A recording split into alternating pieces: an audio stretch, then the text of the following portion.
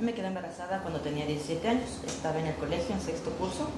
El papá de mi hija era un chico de otro curso, igual era compañero del colegio, y le tuve cuando tenía 18 años. En el colegio me hicieron un montón de problemas, me hicieron suspender, me hicieron botar del colegio, pero yo me apegué a la ley de educación de esa época que decía que no, en ninguna parte decía que podían votarme.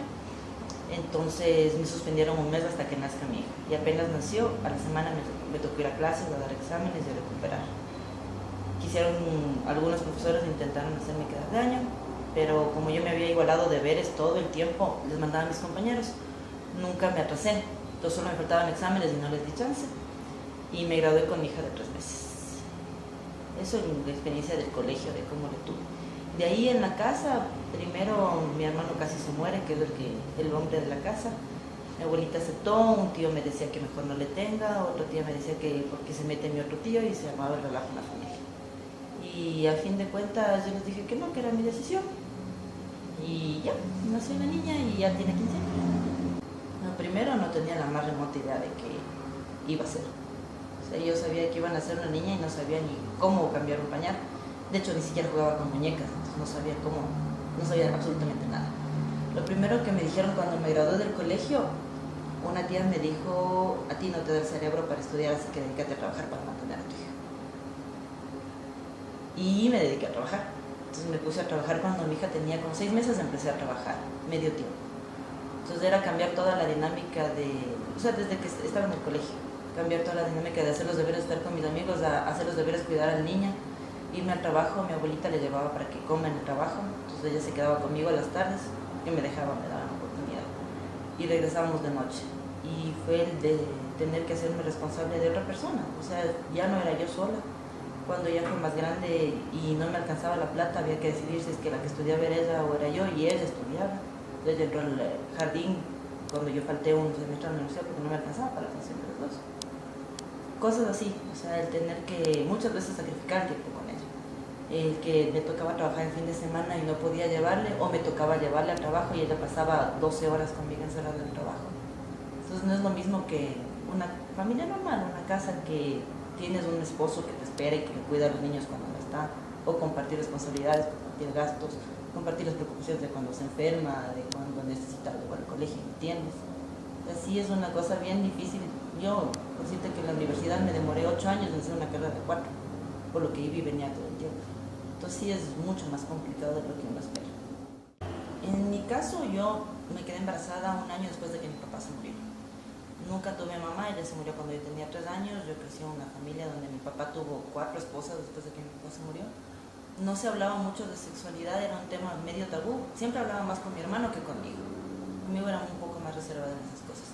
Cuando mi papá se murió me fui a vivir con mi abuelita y con ella era totalmente cero. O sea, en esa época no había las facilidades que ahora hay de ir a una farmacia y comprarte una caja de condones, o comprarte unas pastillas, porque te exigían, inclusive para pedir que te ayuden, y ibas a un centro de salud y te decían, pero le llama a su papá a decirle que está viniendo a hacer eso. Entonces era como una cosa como que es muy restringido, esto no se hace, no hagan, no hagan, no hagan nada.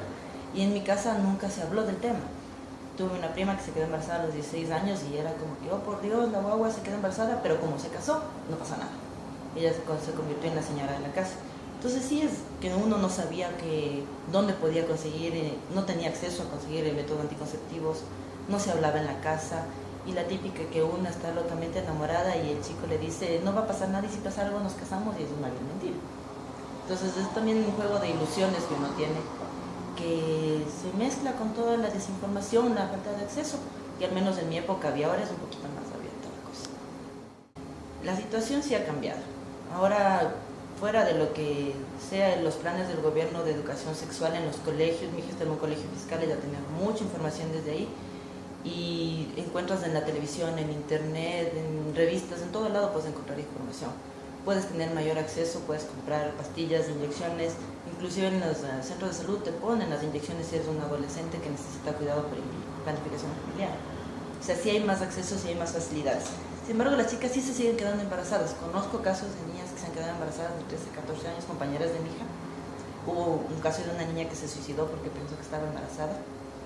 Entonces, es un problema también mucho de, sí creo, comunicación. Esta niña del caso que te comento, no tenía absolutamente la más mínima comunicación con la mamá. Eran a muerte, Y las otras niñas también son chicas que han tenido problemas en sus casas, que no hablan con las mamás, no hablan con los papás, en los colegios son retraídas, y la primera que asumen enamorados salen y corren a eso. Entonces, en este caso sí es un poco de mentalidad de familia de que hay que trabajar. Porque, por ejemplo, en el mío, gracias a Dios, mi hija no ha pasado por esto, y no quisiera que pase, no porque no sea linda la idea de que mi hija tenga un hijo y yo sea abuela, porque sería abuela joven, digo, no hay problema, sino que es que ella vuelva a repetir el ciclo que yo pasé y delimitarse muchas cosas. Por ejemplo, yo no pude viajar muchas veces al exterior que iba a estudiar porque no tenía con quién dejarle.